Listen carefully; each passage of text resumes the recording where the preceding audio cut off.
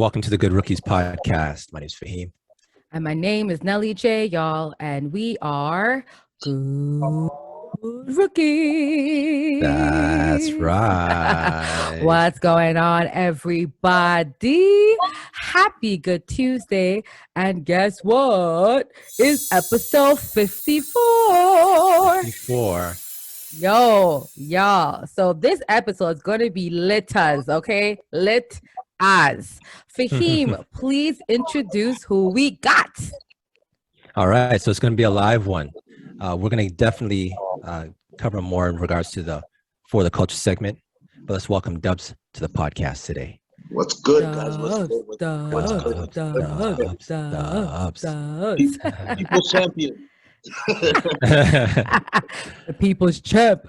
So Dubz, first of all, you're such a dope person because you're an entrepreneur and you have so many things like on deck. So we're gonna highlight you in For the Culture. But before we get into the episode, because you have your music background, I gotta ask you about this Drake Kanye situation, bro. What is your thoughts? Because you know, of course, like I know music, but like you produce, you make music. So what's your thoughts on this fiasco? Is it just for show? Like, are they actually beefing, or is it just more like what's your thoughts on this entire thing? Personally, I do think there's a show behind it just because everything is based around music. Nobody's dying or it's not that type of beef like the 90s. I think this is just pretty much for show just to help album sales. But I don't know. It's a situation where we got two legends going at it. So it can only be good for hip hop. It's good when there's competition involved. Yeah.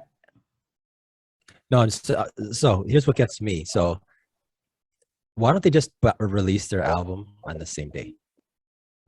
It would make sense, right? It just But I guess, see, that's the problem with competition. Someone's got to lose. right. Someone's got to lose. And I don't know if egotistically, I don't know if any one of them could put that by them. But they're two great artists. So I'm just curious to find out where this is going to go. But at the end of the day, they're doing a lot of talking. And I think someone should just drop some music.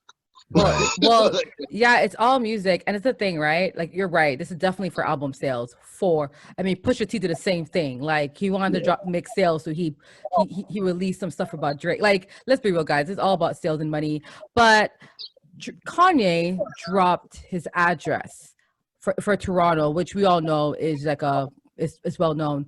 Why? Like, so do you think Kanye did that to try to hurt Drake, or was he unaware that in Toronto, like I just didn't Google it anywhere. Like, what was that about, you think?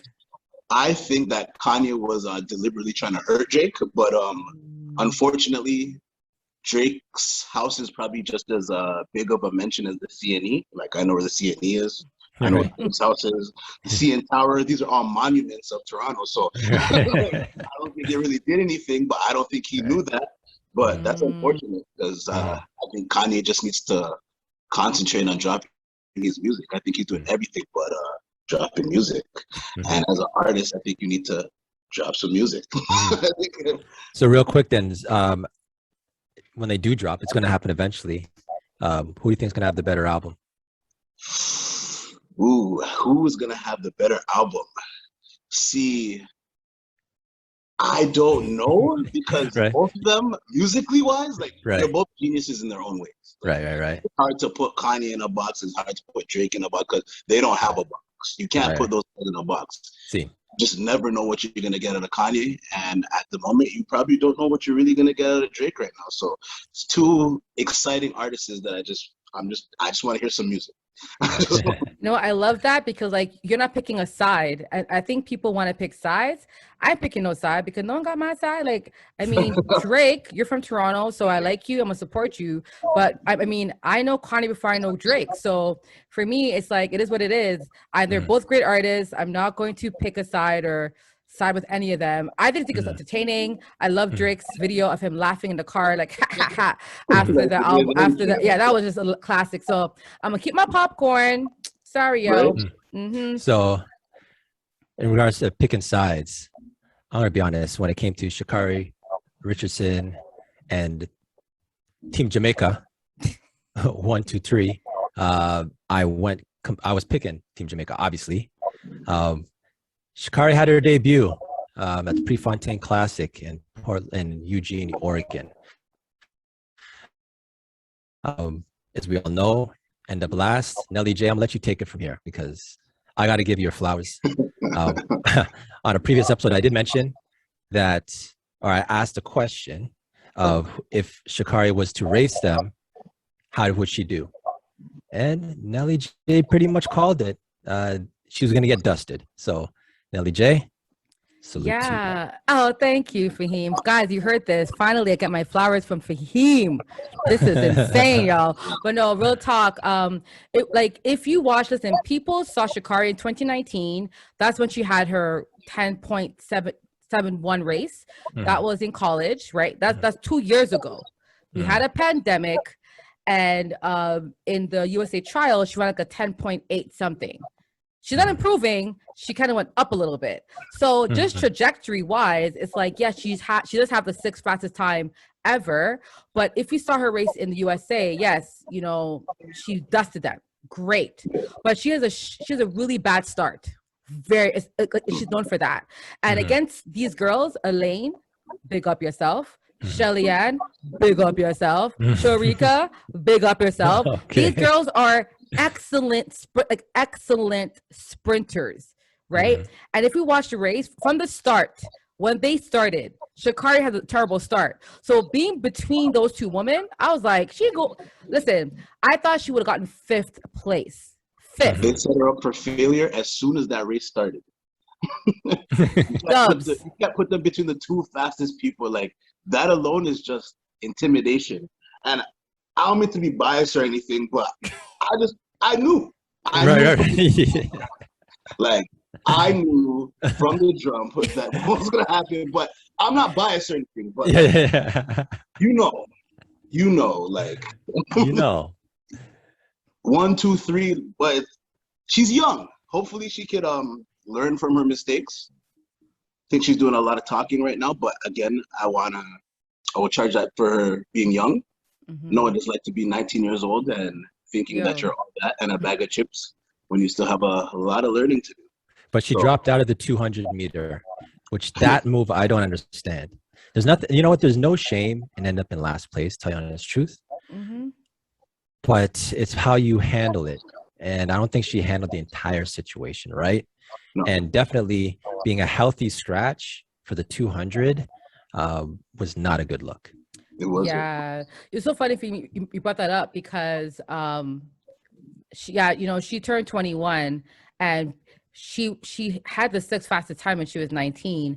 And unfortunately, not everyone is meant, like, fame can really not change, but yeah, it's like the pressure, the world's watching, like you mentioned, being beside 2 world-class gold medalists. Like, my girl Shelly-Ann's been running Olympics since 2008. Like, Shelly-Ann's a pro. She has gold. Elaine has 2 golds now. Like, you're between greatness. Like, they're one of our greatest sprinters that we've seen, and you're running against them in the middle. Like, it just was not a good look. And I really think her confidence, even though she didn't show it, her confidence fell off, and that's why she scratched her name. That's my theory behind that. How about you, Dubz, and her scratching the 200 meter? I definitely do agree with her. I agree with you on her scratching on the 200. I think it was more of a show face, because if you do so poorly in the 100, like, the 200 just a little bit longer, like, I don't think it's going to get any better than that. So I think she was trying to save face on scratching for the 200, and like, Nike's behind her. Like, as a Nike representative, like, you can't be coming in 9th. Like, that's not a good look for the company. I'm laughing because Dubz said you can't come 9th. You can't come 9th. You can't come 9th. That's last place. You have the hype behind you. Everyone's been cheering you on. Like, you're supposed to be the next one up. Like, it's just really not a good look for what they have building. And what's crazy is that Elaine's a part of Nike as well. And you barely hear anybody talking about her. You don't hear any endorsements really about her, but see how biased the American side is. So this is what we for Sha'Carri and the sport itself. Her race, that's got to be a wreck. I honestly think that's probably the biggest race since Usain Bolt has retired that anyone has watched. I'm actually amazed at the amount of people who actually tuned in that afternoon and watched that. So she's great for the sport itself. Yes. Agreed. The Batman, Joker, like the villain, like that plays great for the season, because as we know, track and field is not only popular during the Olympics, but they have ongoing meets as professionals. And I guarantee the next one that they race, Everyone's Jamaicans against her, people are going to tune in again. That record, So my own thing is she's young. The three Jamaicans they're on their way. They're older. Like I'm talking like 6 years older. They're eventually gonna be, and then she's gonna have her chance eventually to come up. So just because she's gonna last now doesn't mean I think her future's last. Go ahead, Nelly J. No. Just to close this off, like I totally agree that Sha'Carri is not over. Like she's 21, right? However, there'll be other Sha'Carris coming up. True. That's the problem. True. And younger that's why Jamaican. yeah, like you can know there'll be other them oxtail, them dumpling, them right. Listen, like cassava, like listen. So at the end of the day, there'll be other people coming up, and it's in 3 years. So I just hope you can tell, even though she didn't show it, she got humbled. And she got humbled. You can tell, and so that's what I'm saying. That scratch was her being humble, saying, you know what, I talked too much today. I want to break from the spotlight for a bit. True. And to me, that was her humbling herself. But I do think, like Shelly Yan, I mean, she might not run in the Olympics, but in 3 years, and she's still pretty fast. So who knows? But Sharika is still young. Elaine isn't that much older. Like Elaine, to me, is the Usain Bolt of sprints for women. And she probably will win a gold again in 3 years, guys. 3 years. So women sprinting. Brianna Williams too is 19 and like. Yeah, exactly. The girl from Jamaica, and she's 19, and she was also ready. So again, the thing is that in 3 years, it's going to be going down. And a woman's sport. Look at that. A woman's sport is like getting the light. Like Faheem said, yes. And I'm hoping that means they all get better endorsements. They all get paid. So I'm not mad at Sha'Carri. I'm not mad at her. Right. Actually, girl, talk some more. Yeah, talk some more. Go on true, right? So Nelly J, you're just mentioning about people who probably won't be in the next Olympics. We should actually add on to that Caster Semenya. Her Olympic dreams looks to be closed just off of, I guess, a misleading report that was made in regard to testosterone levels that caused her to not be in the Tokyo Olympics. Nelly J, I'll let you take the lead on this one. Go ahead. Yo, I was infuriated, absolutely infuriated. Let me stop you for a second, Nelly J. I just want to say you called this from before. We had discussed this in earlier episodes many months ago, and what you said in regards to the testosterone and everything is true in this report. So I'm gonna give you your props. You're getting a lot of flowers today. Today's your time. Today's your time. Yeah. Go ahead, Nelly J. But again, right? So I have a biochemistry and chemistry degree, so I know my science quite well, and I just couldn't link how testosterone means that you're good in sports. I know a lot of men that are trash in sports, and they got a lot of testosterone, and they can't dribble a basketball. They can't even sprint down. I know a woman that can beat a man in a race right now that has less testosterone than that dude. So how can testosterone mean that you're better athletically? It doesn't add up. You know what I'm saying? So then the day, I really think that it was something that white people, let's be real, thought that Black women had advantage because we are bulkier, our muscles do get a bit bigger, and we have, like a Black woman, like the way we gain muscle is different than some white women, right? It's just genetics. But does it mean that we have an advantage because most Black women do have higher testosterone levels? We have that. But does it mean that because of that, that's why we're so good at sports? Like it doesn't make any sense. So I think it was a huge bias, an archaic rule. And what sucks for me, why I was upset, guys, is that the World Athletics knew about it being wrong prior to the Olympics, but only decided to announce it after the Olympics. That's why I was upset. Because and when you say after, you're literally talking like a few weeks after, maybe 2 weeks after, right? Yes. Like maybe a week after, I think. A week. I was thinking, right. It was pretty close. So they knew behind. And Caster has been in the court trying to fight this rule because she wants to race. And guys, she's won 2 gold medals. She's a GOAT when it comes to 800 meters. And she couldn't run in Tokyo and make that guap. So I was infuriated. We had 2 Nambian sprinters as well that couldn't run. What was it for him? 800, 1500? The 2 sisters that couldn't run, remember? Because of testosterone levels, they're forced to run the 200. Like, this is just really archaic and an assault on these Black athletes, especially women. So I am infuriated, and I really hope, if they can, not sue, but get compensated for their incompetence on this rule. Dubz, your thoughts on this situation, bro? Let her run. Let her run. Like, why shouldn't she be able to run? She's been running the whole time, and now that testosterone is an issue, that because she pumps more testosterone than other women. Well, I know a lot of men that pump more testosterone than other people. That some men are 7 foot tall. If I was 7 foot tall, I'd be in the NBA right now. Like, what's the difference? I don't get it. Like, just because someone is athletically different than the other person, they're supposed to be penalized. Usain Bolt is 6'3", running 100-meter sprint. Should he be penalized because his legs are longer than everybody? Like, it's not fair. So I don't understand where they're coming from saying that she's not allowed to run. She was born a female. She's been running against female.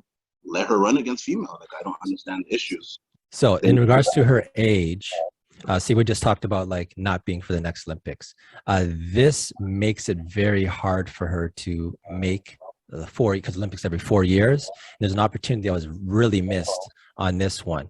She does, coming to what you just said, Nelly J, in regards to seeking damages for missing. And I just see here that she does have a lawyer, and the lawyer is looking into seeking damages.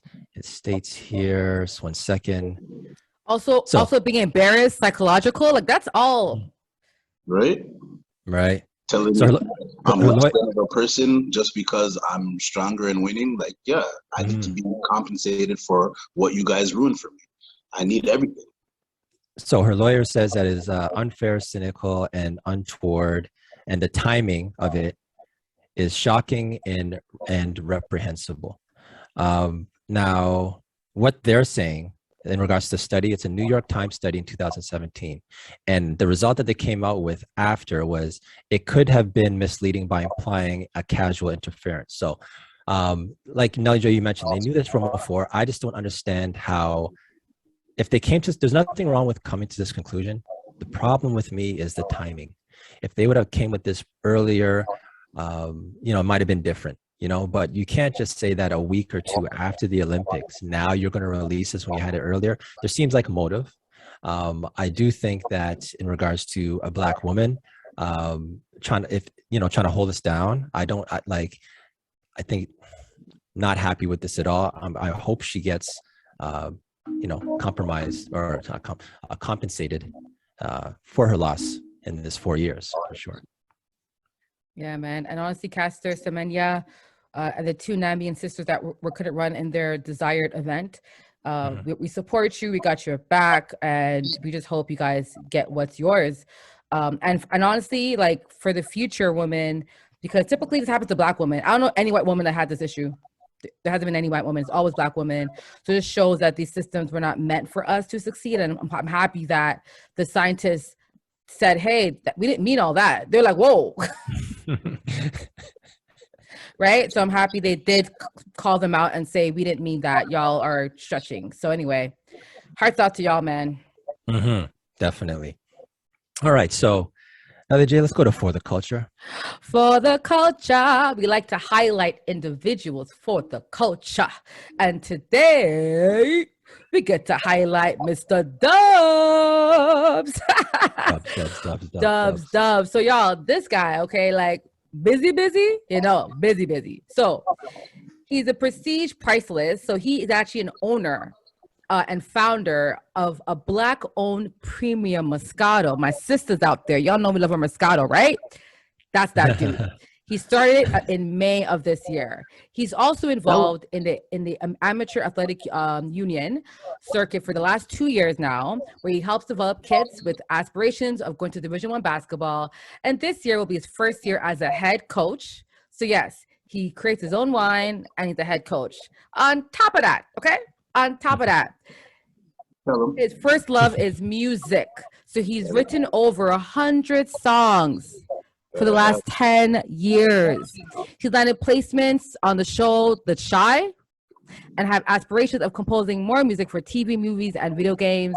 He also owns his own record label, y'all. Yeah, I'm not even done yet, y'all. Okay, in Soy, where he have his own in-house production and house-made music. Please give it up for Mr. Dubz. Woo! Yeah.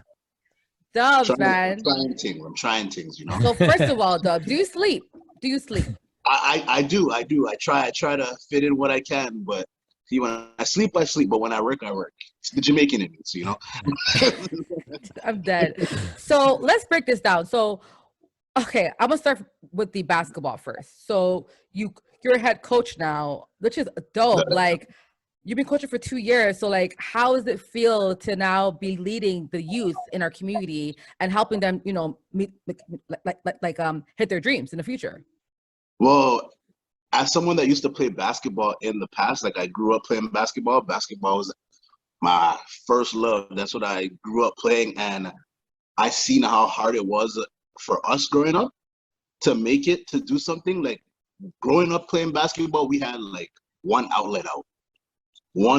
And if you didn't make that one outlet, if you were 6'7" with a handle and could shoot the jump shot, you're not getting that look.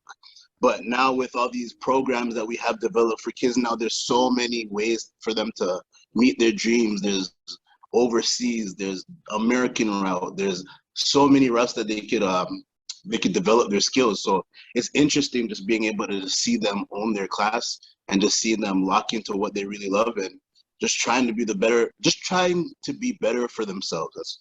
That's what we need to help these kids do nowadays. A lot of these kids are lost. So if you could just help somebody to just find the way, that's how I look at it. Awesome. Listen, I love seeing brothers giving back and being good examples, you know what I'm saying, of how to succeed. So thank you for your contribution. Let's go now to the music, like 100 songs. That's it for 10 years. So that's insane. So first of all, you have your own in-house production company. So how did that start? Like, how did you become or get into the music industry? Well, fortunately for me, I grew up with people that all have the same love for the music like I do. I didn't even start making music first. Like I had friends that were like indulging in it first. And when you're around people that do great things, it tends to rub off. So I started in that lane as well. So that's why I always tell people to surround themselves with people that can uplift you, people that you see are on a great path, because that will rub off on you too as well. So like we've been making music collectively as friends for like 10 years. And just the other day, it was pretty crazy. Someone stopped me and said like, it's crazy that your friends are all involved in something that you do, because that's rare. I'm like, yeah, I guess I didn't take it in like that way, because like we all share the same likeliness, same goals. So it's pretty easy to lock into a task when more than one person's locked in on the same goal, you know? Mm-hmm. That's dope, man. No, but like, hey, if you're looking, if you're a musician, you need some guidance, we're going to have his information, okay? As well, if you have a kid that wants to play basketball, we're going to have information for that. Now, let's get down to my favorite topic, wine. So, so I actually purchased your wine because when I met you, I was like, what? A Black-owned wine company? I was like, how much? I'm going to send it to you right now. But I don't think people in the city know about your wine company. I'm hoping we can like shed light on this, you know, because a lot of people I know like drink Moscato. Like everywhere I go, it's a Moscato. So talk about then why did you, okay, so you coach, you now you write music, you coach, and you just said, you know what, I'm not doing enough yet. I'm not doing enough. And so you decided to create and found your own wine company, Moscato company. How did that happen, bro?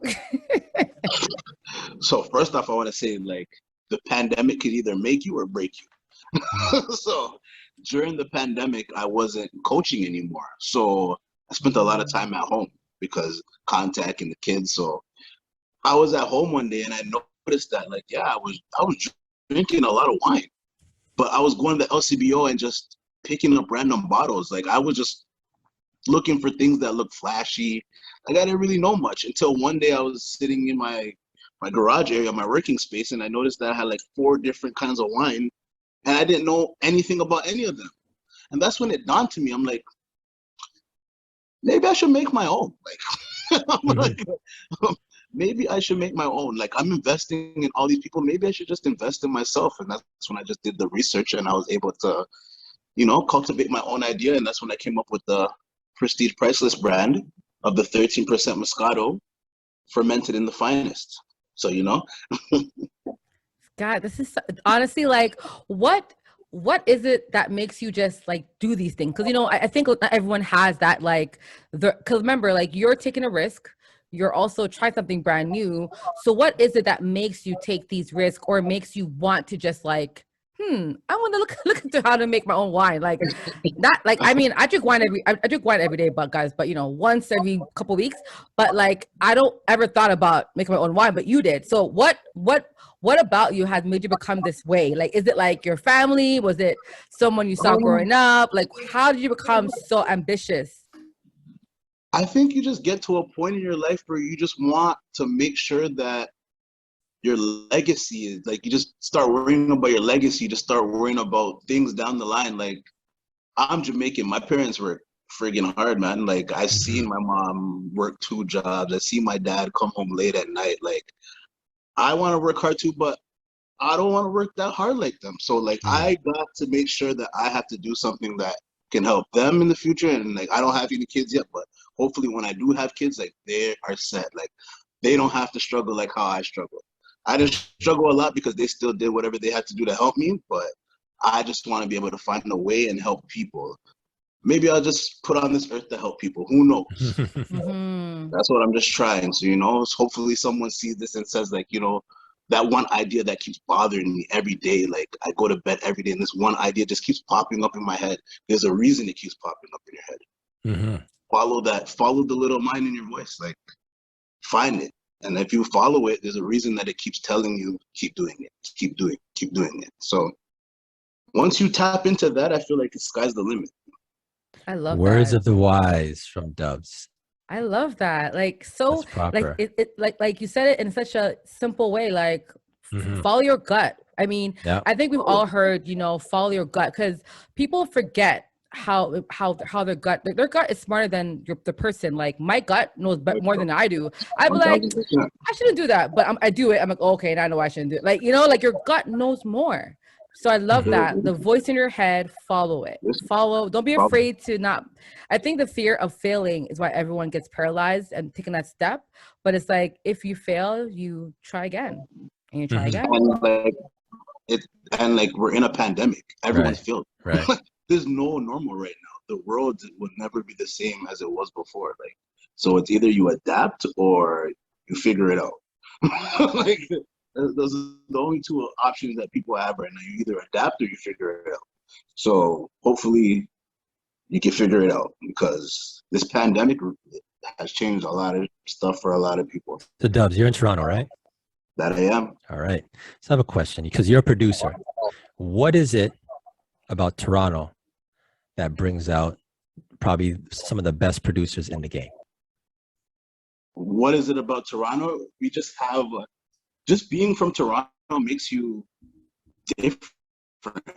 Like, we inherit so many stuff. Like, if you want Greek food, you could go down the road to get Greek food. If you want Jamaican food, you can go down the road to get Jamaican food. Chinese food, you can go get Chinese food. And that has a lot to do with the sound. Like, our taste in music and our taste in appearance and just everything is just different about us. So you hear that when it comes to music, when we write, when a producer makes a sound. Like, it doesn't sound like the typical sound. We are different. Toronto's different. Toronto's very different. We're our own place.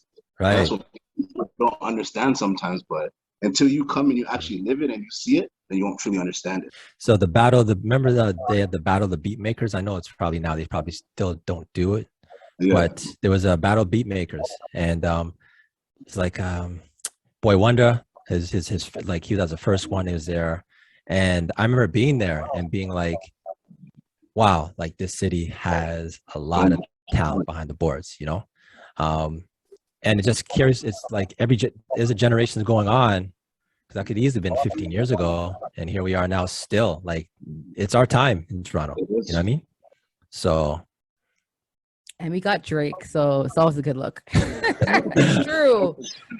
Listen, like, the thing about artists in Toronto, like The Weeknd, Drake, there's so many artists doing well globally. It's because, like Dubz said, we have a global like sound. Like every culture is here. During World Cup, I'm sure there's a bar for that country in the city. Like we are, no, honestly, like I'm like one country, I forgot what country it was, but I was like, there's no bar. I saw a whole bar. I'm like, wow, like every nation lives in our city. So as a musician, right, you get inspired by different languages, slangs, influence, style, like, so it creates a person that sounds like, you know, like we just have our own different things. So no, it's honestly a great, like, I feel like Toronto's going to be a future media hub because I think the world's sleeping on us, but they're not going to just now. It's about to blow up. And I've been right all day, y'all. So y'all better believe my bad guys. No, real talk. It's like mini Hollywood, I call it. Like, I've been it's not quite LA, but it's just a little notch off. Like, if you're around long enough, you'll start to understand why. Like, okay, this is why it sounds like that, or that's why we look like that. Like, it all makes sense. On the way out of for the culture, I'm going to ask you this, Dubz. So, is there any beat or anything that we can look up and get a taste of what you're coming with? So currently, right now, that we are in the midst of making another EP called The Four-Headed Dragon, that you should be looking out for that soon, coming in about October. We actually just put out an EP not too long ago called 2005, and my in-house producer, he produced everything. We have an old soul, so a little modern, with that old soul feel. If you're ever on Spotify, look up 2005 by YV. YV 2005. All righty. There we go. Awesome. And that's for the culture. Yay, guys. Dubz, we're going to have his information. And again, it's all about networking, guys. In Toronto, we got a network, y'all. Like, we like to stick to who we know. Like, but someone like Dubz out there making huge moves. You know, I'm sure you want people that can help distribute the wine, like opportunity galore. So please check out our boy Dubz. Appreciate it, guys. No problem, my dear. All right, so let's close out the episode with That's Absurd. That's absurd. Faheem, bro, what was absurd this week? What was absurd? All right, so I guess this depends on your outlook on this. I'm going to go with absurd. LeBron James got 0 votes in an executive poll for the best player in the league. For me, absurd. So, like, who voted? Like, just all the GMs? Like, is it just like GMs, presidents? Let me get the exact field. I know it's an executive poll that had, let's see here, it just says a list of polls of scouts and executives. Oh, so see, there we go. So scouts and executives. And was it based off of just the last season, I'm assuming? Yes. Well, actually, no. It just states right now who they think is the best player. That's all. That's all they state. And then, like, who did they pick over LeBron? Like, who got the most votes? Like, what was it was a 10-person poll split. So I guess KD got 10 first place votes, and Giannis got 10 first place votes. 0 for LeBron. Okay. I mean, no offense to LeBron. Remember, first of all, LeBron James, executives don't like him if he didn't play for them. So I'm not surprised. Number 2, if we look at the last playoff series, LeBron is not the best player based on the last playoff series. He was injured. I would say he quit, but he kind of walked off a little bit. Like, so in terms of the best player, I can see why KD and Giannis got the most, because Giannis won a chip, and KD, what he did for Brooklyn by himself was very exemplary. So I don't think it's absurd, to be honest, because of how these executives are vote. Like, if it was players voting, it wouldn't be. But executives, they've been hitting on LeBron from time. Because I think it's happened before, right? He also got no votes a couple years ago. So isn't the first time this has happened to LeBron. That's why it's not absurd. I expect it. But the last time this happened to LeBron, he did want a chip the following year. So let's see if the washed king, as he called himself, comes back and proves them wrong. That's Your some thoughts on King's this? motivation, Doug. Yep, Doug? Dubs. As of right now, LeBron's not the best player in the NBA. If they took this poll probably 2 years ago, he would probably be number one, but he's not washed. He knows exactly what he's doing. He's seasoned. He's a vet. They know what they're doing. But as an exec right now, I'd probably go Giannis. He's a lot younger. He has a lot of upside right now. KD's there too. But I can see why execs would probably say that. They didn't even make the playoffs really last year. So Lakers had some tweaking to do before. But I'm not a betting man, but I would never bet against LeBron because he always seems to find a way. Mm-hmm. So it's going to be interesting. But as of right now, he's got some people to peck off that list. He's got some guys ahead of him. So in order to be the champ, you got to beat the champ. And I mean, I understand in there. Okay, I just can't see when you're talking Giannis and what he did and how great he was last season, and what LeBron did. I just can't see LeBron James right now, like Giannis exceeding. LeBron James is the best player in the league. I don't like LeBron. Comes with so much more, I feel, in regards to experience and just, I mean, and I'm the biggest Giannis fan, right? Mm-hmm. But I'm not going to, like, if Giannis didn't win this championship and just in the finals this year, no one's saying that Giannis is better than LeBron. So this hence why I was saying, like, it's based off of this year. It has I to be, think it right? might be just kind of a, you know, very short sample. Go ahead, Doug. But also keep in mind, I do think like at the same time when LeBron didn't get any votes again when the Lakers didn't make the playoffs. So these votes are based off of playoff performance. And the last time LeBron got no votes because the Lakers didn't make it. So it's not like they're saying like he isn't a good player, but they're saying as of now, what we've seen in the last season and the last playoff series, he isn't the best player. However, he could still be your best player. Mm-hmm. But at the end of the day, it's based off of what we've seen. And honestly, even though LeBron by himself couldn't beat the Phoenix Suns by himself, even, you know what I mean? So at the end of the day, like LeBron, unfortunately, I feel like I can see why executives don't care to vote for him because right now their ears are on Giannis and KD. That's the entire league. You know what I'm saying? Like, Nelly J, let me ask you this. Do you think, so you're GM, actually you're both, Dubz too. Ready? Here we go. You guys are both GMs and you have an option. LeBron, KD, and Giannis. KD. Nelly J, you get first pick. Who you're taking KD? Yeah. Okay. If they ask me this year who's the best player in the NBA coming up, I'm like, yeah, KD. like you have one guy to go through for the season. He's your franchise guy. You would choose KD for your franchise guy. Wait, hold up. Okay, LeBron at 36 though, right? Like you're talking about next year coming. Exactly. That's what I'm saying. Yeah. I'm saying, yep, Kevin Durant. You take a team led by Kevin Durant for the season over a team led by LeBron. Okay. And what about you, Dubz? I would. I think I am gonna agree. Yeah. I think I'll go KD right now. KD led team. Yep. I don't know. I can't go against the king, man. I understand the age That's and fair. everything. That's fair. It hurts Hey. me, but Hey, listen, the Bronsexuals are real. I don't knock y'all. No, I don't knock y'all. I don't. No, I don't. How are you gonna say y'all? I'm not a LeBron. Nah, okay. Well, maybe you're denial, but I'm just saying, like, it doesn't happen, right? And listen, when I'm a big Michael Jordan fan, and when Michael Jordan retired and came back again the last time at Wizards, I didn't think Michael was gonna win rings. Okay, I was like, Michael, I just want to see you play because I know you're gonna be done soon. LeBron is at that age. Yes, he's doing well for his age, but again, why do you think LeBron got Westbrook? Because he didn't want to be doing all that work. LeBron wants to just cruise. He wants to chill out, but he wants to still compete. And I respect that. I think LeBron knows his limitation and he knows where he's at. LeBron, to me, is still a top 2 player in the league. I just feel like, as of now, if KD was playing LeBron, if the Brooklyn was playing the Lakers with their team, Brooklyn's winning. I'm sorry, like, because Kevin Durant, unfortunately, is a lot better when it comes to scoring, and he actually has pretty good defense. pretty good. But I will say LeBron, to me, at his age, he's impactful in other ways.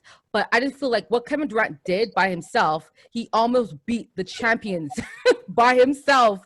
That to me is insane. If LeBron took the Phoenix Suns to 7 games, I would pick LeBron over KD. I would have. I don't think LeBron at 36 should even be asked to lift the weight that he has to lift. It's not fair. Agreed. You have a 24-year-old superstar on your team that should be doing a lot more other than getting injured every other game. And it's not fair, like, to carry that load at your age. Like, you shouldn't have to. That's the reason you went to get AD. I don't even think LeBron himself wants to be the guy on his team. I agree with you, Nelly. Like, he's found the point where he understands what he has to do during the regular season. He's going to coast. He's going to make sure these guys get going early. And then when it comes to playoff time, he's going to turn up.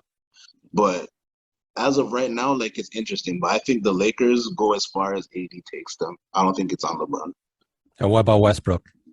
Westbrook is definitely going to go along the way, but I don't think Westbrook is going to be the guy to say that he's going to win you 7 games. He can contribute, but I really do think Anthony Davis is the key component to that team.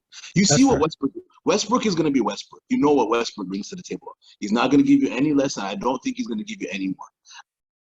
LeBron, you know what you're getting out of LeBron. It's Anthony Davis. What are you going to really get out of AD? Mm-hmm. He's key. He's important. He's important. Very important. Very important. All right. So let's put this episode in the books. Ooh, episode 54. That's right. So, oh my gosh, y'all. Thank you for hanging with the good rookies, y'all. And as you know, Dubz, before you go, we have to give you a chance to do your shout outs, put your plugs in. So, Dubz, the floor is yours. This is a Moscato brand called Prestige Priceless, 13% Moscato, fermented in the finest. You can find me on Instagram at prestige.priceless. Also, musically, you can find me at YV Entertainment on Instagram, and you can ask me whatever questions you need, and look out for me on the ball court. Yes, brother.